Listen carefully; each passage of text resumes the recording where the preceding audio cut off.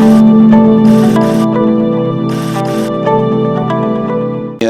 رب بالمصطفى بلغ مقاصدنا واغفر لنا خطايا وسعنا. اللهم صل وسلم وبارك عليه وعلى آله. Assalamualaikum warahmatullahi wabarakatuh. Bismillah, alhamdulillah, salatu wassalamu ala rasulillah Sayyidina Muhammad ibn Abdullah wa ala alihi wa sahbihi wa man nasarahu wa walaha ma ba'duh. Qala Allah ta'ala fil Qur'anil Karim, a'udzu billahi minasy syaithanir rajim. Laqad khalaqnal insana fi ahsani taqwim summa radadnahu asfala safilin illa alladhina amanu wa amilus salihati falahum ajrun ghairu mamnun. Sadaqallahu maulana al-azim. Para jamaah, bapak-bapak, saudara-saudara dan ibu-ibu rahimakumullah. Alhamdulillah wa syukrillah, pagi hari ini kita dapat bertemu kembali dalam keadaan sehat walafiat. Semoga diri kita, keluarga kita di rumah dipelihara dari berbagai macam penyakit.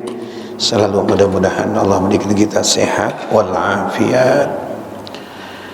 Jamaah sekalian, di dalam surat At-Tin Allah menyatakan laqad khalaqnal insana fi ahsani taqwim. Sungguh kami telah ciptakan manusia itu sebaik-baiknya, sebagus-bagusnya bentuk, sebagus-bagusnya ciptaan. Alhamdulillah, kita bersyukur pada Allah, kita dijadikan oleh Allah sebagai hamba Allah, makhluk yang namanya manusia. Manusia ini adalah sebagus-bagusnya bentuk, sempurna-sempurnanya ciptaan manusia.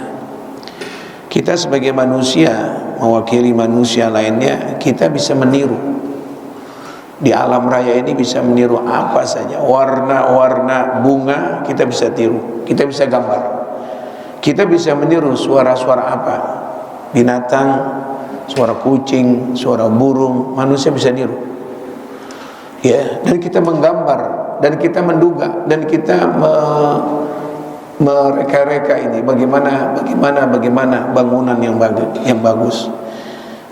Makhluk yang lain nggak bisa meniru, aja nggak bisa. Kita bisa meniru suara burung, kita bisa meniru suara macan, kita bisa meniru suara-suara yang paling bagus. Mereka nggak bisa meniru satu di antaranya. Nah, ternyata diungkap oleh Nabi dalam kitab ini, apa sih kita sebagai manusia itu kehebatannya. Beliau mengatakan dalam salah satu hadis yang ditulis oleh Syekh Nawawi Al-Bantani, yaitu arba'atun jawahir fi jismi bani Adam yaziluha arba'atun asya. Nabi mengatakan rupanya di diri anak Adam sebagai manusia itu yang bagus, yang hebat, yang lengkap ciptaannya, karena ada 4 mutiara. Ada 4 mutiara yang mahal, ada 4 hal yang mahal. Ini penyebabnya kita jadi manusia yang paling ahsani taqwim. Yang lain, makhluk lain Allah nggak berikan. Allah nggak berikan. Ya, malaikat diberikan akal, nggak diberikan nafsu. Binatang diberikan nafsu, nggak diberikan akal. Kita diberikan akal, diberikan nafsu, dan ciptaan kita lengkap. Kita ada unsur api, merasa panas. Panas kita, kalau kurang udara, kurang oksigen, panas. Kita ada unsur air. Mata kita bila nangis keluar air, hidung kita, mulut kita keluar air. Saat kita pipis keluar air.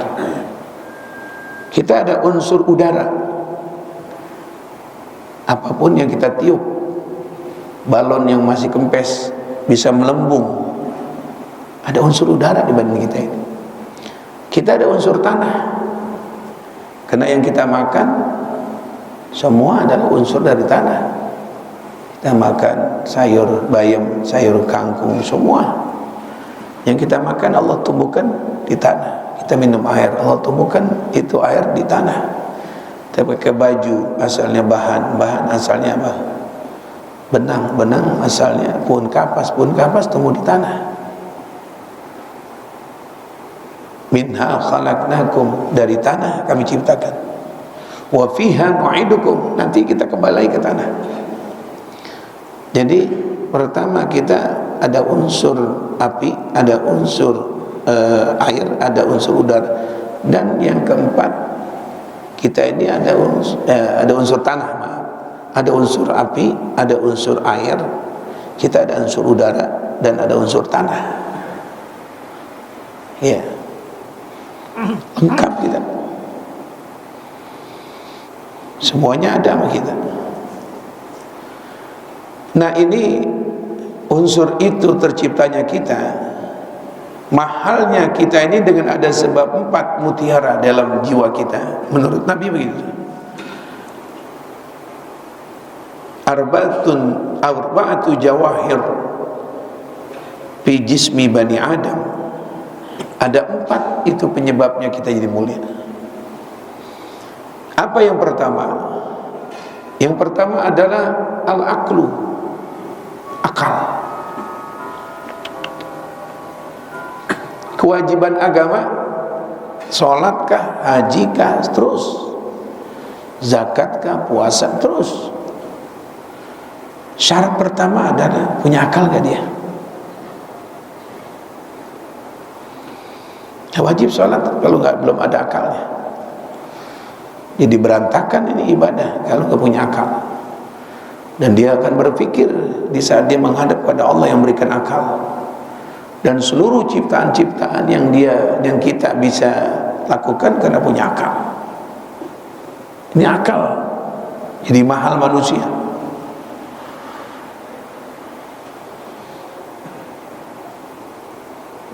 Orang tua kita, Bapak Yusuf Burhanuddin Habibie, orangnya biasa,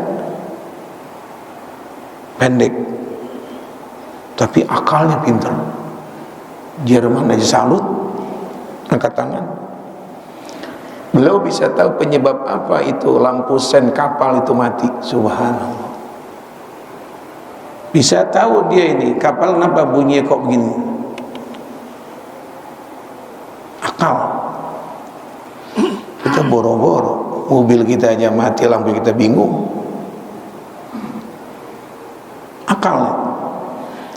Dia bisa merancang bagaimana nanti pagi aku akan tulis bangunan 6 lantai, arsitektur dicatat. Dia udah merancang ini batanya sekian, besinya sekian. Imam Syafi'i waktu nginep di rumah muridnya Imam Ahmad bin Hanbal, Imam Syafi'i enggak bangun malam. Penglihatan Imam Ahmad bin Hanbal bangun sebelum subuh. Anaknya Imam Ahmad bertanya, "Ayah, guru ayah kayaknya enggak bangun malam ya? Asik tidur ya?" "Iya nak, guru ayah mungkin letih." Waktu bangun sesalat subuh ditanya, "Tuan guru, saya girang banget, Tuan guru kelihatannya nyenyak tidur di rumah saya." Sampai anak saya tanya, "Waktu saya bangun malam, Tuan guru nggak keluar dari kamar?" Kata Imam Syafi'i bilang, "Ya Ahmad, betul. Tapi aku tidur rumah kamu, nanti pagi aku akan karang satu kitab besar, namanya Ar-Risalah." Jadi lagi tidurnya mikir, pembukaannya begini, isinya begini, yang dibahas begini. Udah dirancang di dalam otaknya. akan dibuktikan dalam tulisan nanti. Tidurnya seorang alim, mendusinnya paginya bisa apa? Mengarang kitab. Lihat, berjalan akalnya. Almarhum Kiai Haji Zainuddin MZ, waktu dia akan ceramah di satu tempat besar, dikasih istirahat di satu hotel. Dalam tidurnya dia akan merancang sebelum ditidur. Nanti aku ceramah begini, karena Pak Wali Kota datang, ini datang, Pak Harto datang, ini. Saya bicara ini, ada begitu. Selesai makan pagi, sarapan, saya udah ketemu masalahnya. Orang-orang hebat, akalnya hidup, lagi mau tidur. Makanya kenapa tidurnya orang-orang alim lebih hebat daripada ibadahnya orang-orang bodoh? Tidurnya orang alim, orang berilmu lebih hebat, kena jalan akalnya.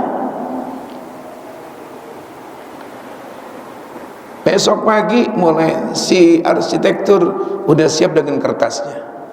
Keinginan yang punya rumah begini-gini, ukuran sekian-sekian, terwujud dalam bukunya. Oh ini. Imam Syafi'i terwujud dalam catatan. Udah kayak ayat. Kapan itu merancang mempersiapkannya? Di saat hening-beningnya tengah malam.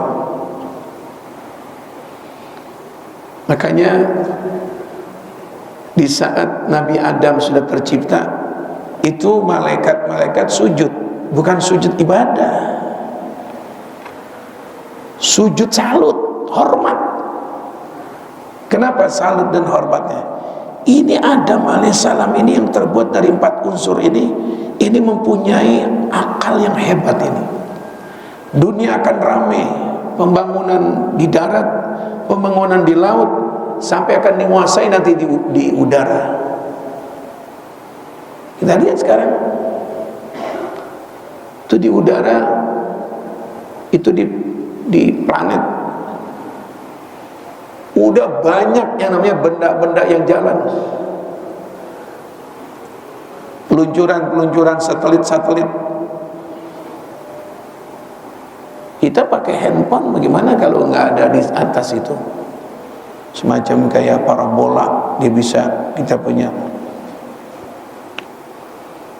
Jadi ini manusia ini hebat, canggih ini kita. Zaman-zaman kita dulu belum begitu canggihnya, masih pakai kabel, masih jalan manusia. Sekarang jarak jauh kayak dekat, jarak jauh dekat. Akal manusia, laut itu dijadikan jalanan, manusia yang buat.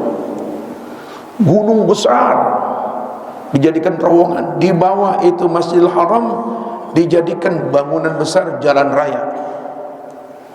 Terpikir nggak binatang bikin begitu?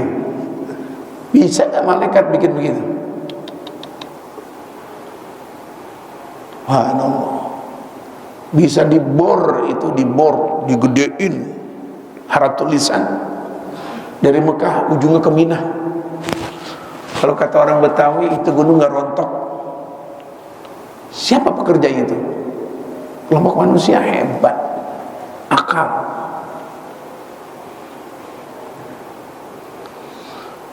Tapi di dalam riwayat lain ada pantangannya itu. Akal bisa lemah. Jangan biasakan tidur habis subuh, akal jadi lemah. Jangan biasakan tidur sesudah asar, dipakai itu. Ya. Jadi ini akal kita. Bisa gambar, niru aja bisa. Ahli gambar sampai bisa dia bikin bagaimana buruk yang dikiaskan dalam riwayat ulama itu binatang kuda yang bermuka manusia wanita dan punya sayap terbang, dilukis. Subhanallah, otak manusia hebat. Kalau itu terjadi buruk begitu, tergambar begitu, boleh juga tuh buruk kita beli. Isa manusia, mukanya indah, cakep, terbang. Itu apa sebabnya? Akal manusia, subhanallah.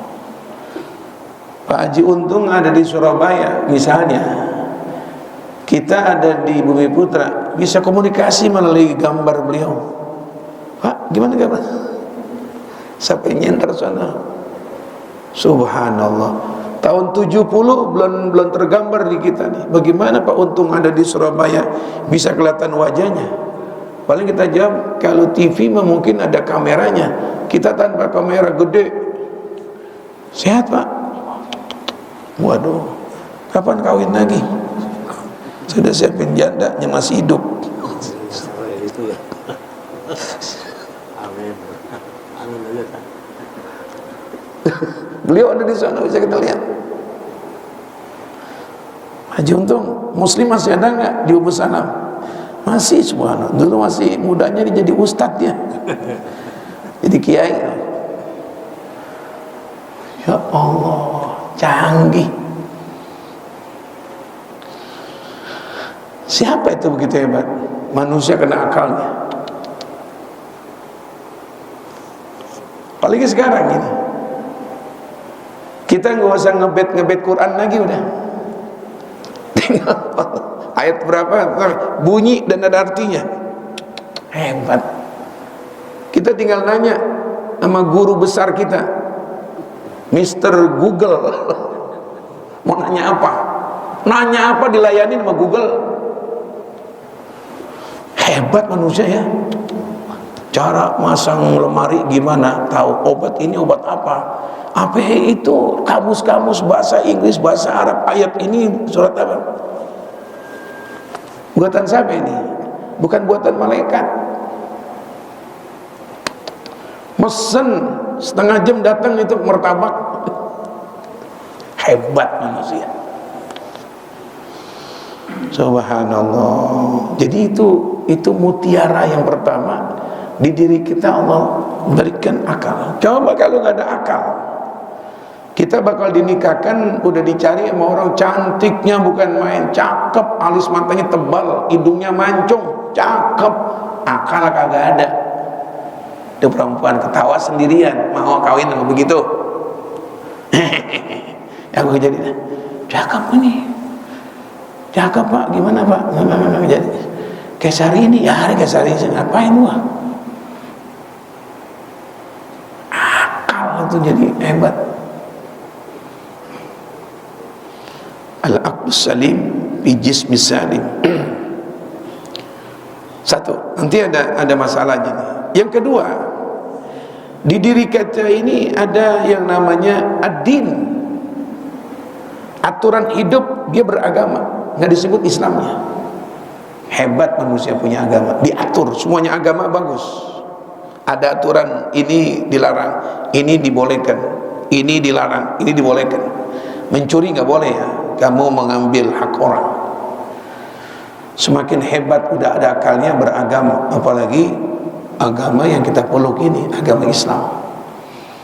Mereka nanti bakal menyesal tuh agama-agama lain yang mereka peluk. May yabtaghi ghairal islami dinan fala yuqbala minhu wa huwa fil akhirati minal khasirin. Siapa orang mencari agama selain agama Islam, tidak diterima agama yang dipeluk itu, dan dia termasuk orang yang menyesal, rugi. Dia kapok, dia nyesal, dia bakal nyesal nanti. Si Kristen, si Buddha, si Hindu, Protestan, Konghucu di dunia belum, nanti di akhirat nyesal, nangis mereka. Malaikat, panjangkan umur kami dan kami ingin di dunia lagi memeluk agama Islam. Tidak, cukup. Mereka menyesal. Kalau kata orang Tambun sono, mereka ngajong. Aduh, kenapa gue ikutin agama dari nenek moyang padahal salah. Aduh, nyesal mereka. Ya, jadi hebatnya manusia punya akal dan dimuliakan dengan agama. Agama yang ngatur. Boleh berpikir ini, nggak boleh ini ngeres, nggak boleh banyak ngelamun, termasuk adalah dosa. Banyak ini, agama ngatur. Nggak boleh kamu sembarangan gambar, agama mengatur. Jangan gambar makhluk hidup. Manusia dilarang menggambar manusia. Pemandangan boleh. Karena hadis mengatakan nanti yang pertama banyak siksaannya di akhirat pelukis-pelukis, karena dia menandingi Allah. Pelukis-pelukis nanti menandingi Allah. Di akhirat dalam riwayat dia dipanggil. Kamu bisa bentuk manusia? Hampir bentuk sama, Pak. Hebat manusia ya. Dibikin tuh patung-patungan kayak manusia dipakai jilbab. Kita orang daerah datang ke mall besar pakai permisi, dia lihat itu patung dipakai jilbab. Ada yang di kolom-kolom mirip kayak manusia, lagi kencing. Nanti orang-orang yang membentuk manusia yang ada ruhnya, begitu riwayat mengatakan, dipanggil sama Allah. Kalau kau belum bisa menciptakan ruh di ciptaanmu ini, tulisan kamu ini, pahat ini atau patung ini, aku akan siksa terus. Itu ulama-ulama bahas, boleh kau gambar pisang, kendaraan, pemandangan sawah, dilarang manusia. Makanya ada riwayat mengatakan tidak akan masuk rumah di antara bila rumah itu ada patung. Ada saingan sama Allah. Allah ciptakan manusia, dilarang. Foto itu rekaman yang kita ada di kamera, tapi membentuk ini pakai itu tuh. Iya. Jadi akal itu disetir sama apa? Sama agama. Nggak boleh begini, nggak boleh begini, nggak boleh begini. Orang jadi hebat karena akalnya, dan yang kedua, orang itu jadi mulia karena ada agamanya, apalagi beragama Islam. Yang ketiga, nanti ada penyakitnya nih. Hebatnya manusia, mutiara yang ada di dalam tubuh badannya itu, yang ketiga adalah al-haya. Manusia hebat, yang lain nggak punya rasa malu. Punya rasa malu itu, risih itu. Makanya tanda-tanda orang itu udah baligh, udah sempurna akalnya, punya rasa malu. Lepas dia ke jalan, malu mah, pakai celana dulu, udah balik. Cuma dia ambil itu beli somai, dia malu. Jadi nggak pakai celana, malu mah. Ini orang udah ada akal ini, malu. Kalau udah nggak punya rasa malu, kayak binatangnya Pak. Lihat kucing, dia melampiaskan seksualnya biar kita tongkrongin 60 orang, kucing mah cuek, sebodoh. Ayam, dah lihat ayam, nggak malu, cuek dia.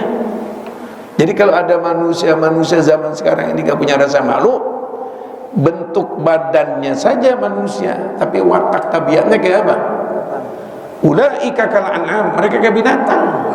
Sekarang ini kita lihat satu-satu kejadian-kejadian yang terjadi ini, udah kayak binatang, biar pakai jas, kayak biar pangkatnya apa kayak. Mana Allah meneruskan, balhum adall, bahkan lebih dahsyat lagi daripada binatang. Anaknya dizinai, cucunya dizinai, membunuhnya bukan dimakan, bukan kayak binatang, dihabisin itu, mutilasi, dari tangannya dibelah lagi, kakinya di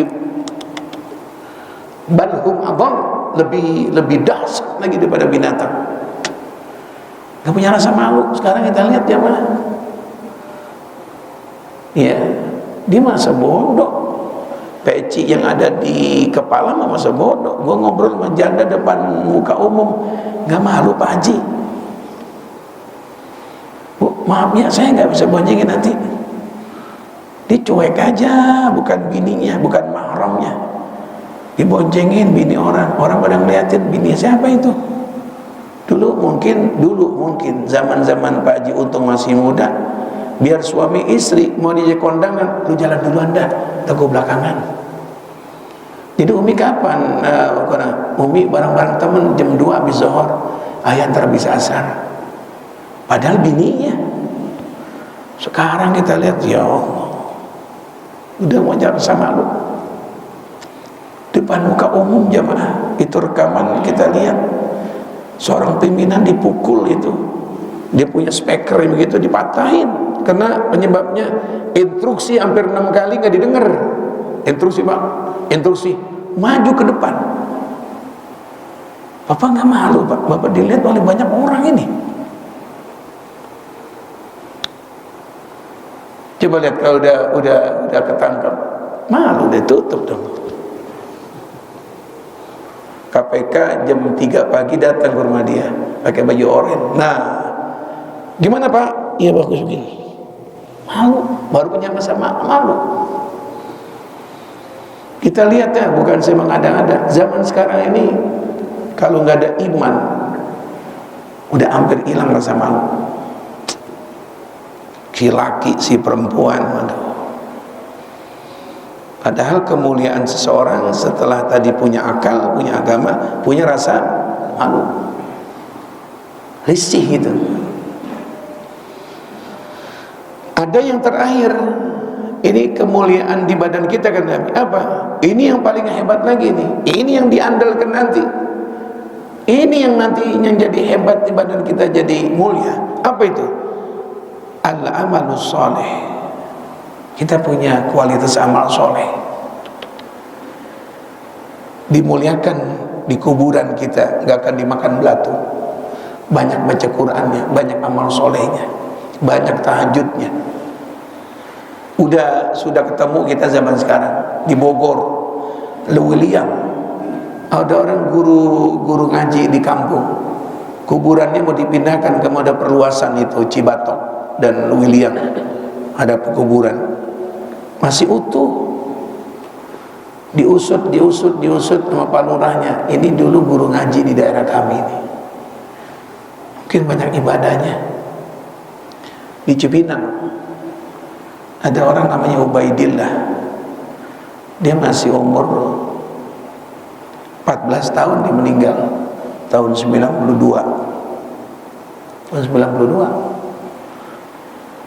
Abangnya meninggal tahun 2013 ya. Ditumpuk abangnya ke adenya. Itu yang gali saya panggil orang Sodong. Benar Ustaz, saya yang gali itu. Masih ada Ustaz. Karena kan kuburan sekarang ini sama juga bangunan, nggak bisa ke kanan, nggak bisa ke kiri. Kita mau bangun rumah nggak bisa ke kiri kanan, harus kemana? Ke atas. Sampai kuburan ditumpuk. Kemiri udah nggak nerima kuburan di kiri kanan, udah penuh, Pondok Kelapa. Di sini aja layur kalau kita kuburin. Bapak punya saudara nggak pasti dia? Ada ini. Itu tumpuk. Waktu mau ditumpuk kan digali dulu, dipacul dulu. Saya panggil dua-duanya. Barangkali saya dibohongin. Iya Ustaz, betul. Masih ada kain putih sekalipun warnanya bukan putih lagi. 92 ke 2013, subhanallah. Kenapa sebabnya? Dia setiap waktu mau belajar, dia baca Quran, sering baca Quran Pak Ustaz. Kadang-kadang 3 bulan dihatam. Oh, Allah muliakan dengan sebab baca Quran. Jadi orang yang banyak amal soleh, itu kita jadi mutiara dalam badan kita. Belum nanti di akhirat. Dan Allah janjikan selalu, wabashiril ladina amanu wa amilus shalihat anna lahum jannat. Saya nggak teruskan tuh ayat. Kabarkan berita gembira ya Muhammad terhadap orang-orang yang beriman dan yang amal soleh, untuk mereka surga-surga. Di dunianya orang punya amal soleh, hidupnya tenang. Di akhirat dimuliakan oleh malaikat.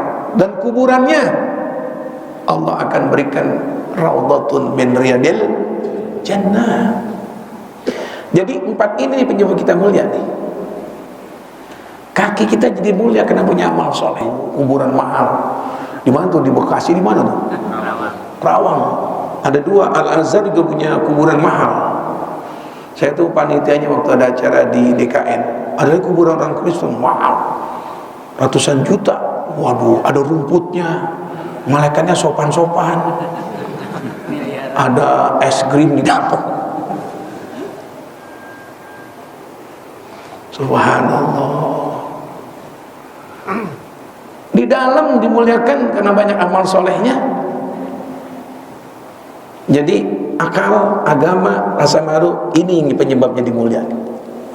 Di dunia banyak amal solehnya, punya akhlak, kita nangis saat dia meninggal dunia.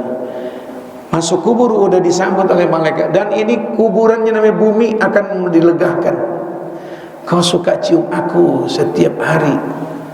Hai manusia, kau suka cium aku, kau suka berjalan di atas aku. Itu ternyata tanah bisa ngomong jamaah. Dan berulang kali pengajian kita saya suka singgung. Tanah ini bisa ngomong. Kenapa? Allah kehendaki begitu. Yauma idzin tuhaddisu akhbaraha bi anna rabbaka auhadaha. Nanti satu saat, satu hari ini bicara, ini tanah. Tuhaddisu akhbaraha. Kok tanah bisa bicara? Bi anna rabbaka auhala. Karena tanah mendapatkan wahyu, instruksi dari bicara tanah. Kita banyak amal soleh kita banyak ke masjid, ya Allah. Itu tanah mengatakan, kau berapa kali ibadah wajib, ibadah sunnah kau cium aku, sekarang aku muliakan kau dalam aku ini.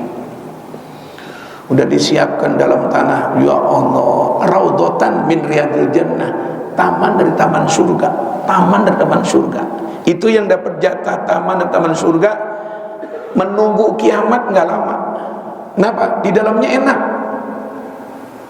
Kita pengantin baru kan enak, nungguin jam 5 atau jam 4 subuh nggak lama. Papa, bulan apa-apa ada subuh ya. Coba bagi orang yang tidur di Polres Jakarta Timur, yang kamarnya dikit, nungguin 1 jam lama banget, nyamuknya gede-gede kayak jempol, lama amat ini, aduh. 2 hari ke 2 tahun. Kenapa? Suasana yang membuat gak enak. Tapi orang-orang yang banyak amal solehnya, bulan apa-apa, ya Allah, udah kiamat, dibawa amal soleh, bagian sidang, bagian timbang amal. Amal soleh dampingin, ini amalnya, ini kakinya pernah sholat, ini matanya suka lihat Al-Quran. Gimana malaikat? Bagus semuanya dia. Ini terus sampai di gerbang surga, silakan masuk. Ya Allah, bidadari udah begini. Pak Untung, apa nggak enak? Akal, agama, punya rasa malu, dan punya amal soleh. Tapi maaf, selanjutnya nanti ada 4 penyebab itu, yang 4 jadi hina. Apa gara-garanya? Saya bacakan aja dah. Gara-garanya itu akal yang mulia, yuziluhu bil ghadab. Kemuliaan akal jadi hilang karena emosi. Orang kalau udah emosi, akalnya hilang udah. Merapat, potot, apa aja dibanting sono, banting sini, pendang sana. Awas emosi. Nabi mengatakan, "Hei Muawiyah, iyyaka wal ghadab." Hati-hati. Orang mulia bisa ketahuan wataknya dari waktu apa? Emosi. Pimpinan kantor ketahuan lagi emosi. Waduh, kurang ajar. Wah, ya. Hati-hati. Yang udah mulia bisa rendah, bisa ketahuan orang nggak demen. Kenapa? Waktu emosi, lihat. Yang kedua, kemuliaan agama yang dipeluk, yaziluhu, bisa hilang kemuliaannya bil hasad. Kita punya agama cakep, tapi kena punya dendam, nggak beres tuh agama. Dendam sama orang, syirik sama orang, marah karena nggak disebut namanya. Ya. Dan ketiga tadi adalah yaitu punya rasa malu. Malu bisa hilang. Kenapa? At-tama, kena rakus. Orang kalau rakus nggak punya rasa malu. Contoh yang gampang aja, kalau resepsi makan apa aja nggak punya malu, biar pakai jas rapi. Udah makan somai, makan lagi sate, udah beli potong sini, jasa cakep, kan orang kaya. Dia beli juga mampu 1 piring itu somai, lalu cuek, udah nggak punya rasa malu. Jadi orang kalau sudah tomak, rakus sama harta, rakus sama makanan, rakus sama dunia, nggak punya rasa malu. Rakus itulah penyebab hilangnya dan rendahnya. Dan terakhir, amal soleh yang jadi hebat, yaziluhu, akan hilang itu, yaitu bil ghibah. Amal soleh kita bisa hilang gara-gara kita menjelekkan orang, mengungkap kejelekan orang, habis.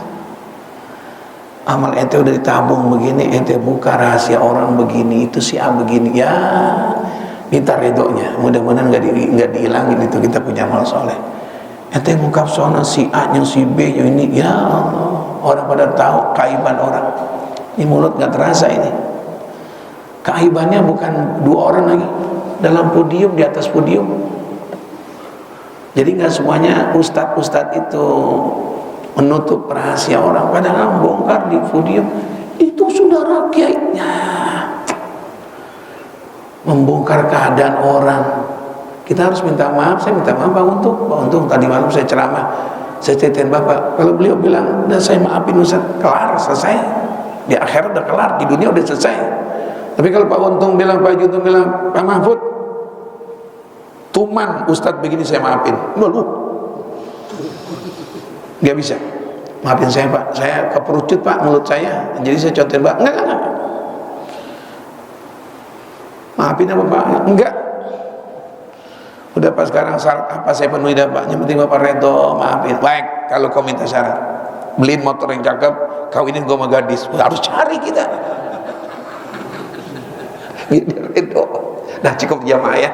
Mudah-mudahan Allah berikan akal kita sempurna, dan mudah-mudahan banyak amal soleh kita. Rabbana atina fid dunya hasanah wa fil akhirati hasanah wa qina adzabannar. Wa sallallahu ala sayyidina Muhammadin wa ala alihi washabbihi wasallam. Alhamdulillahi rabbil alamin.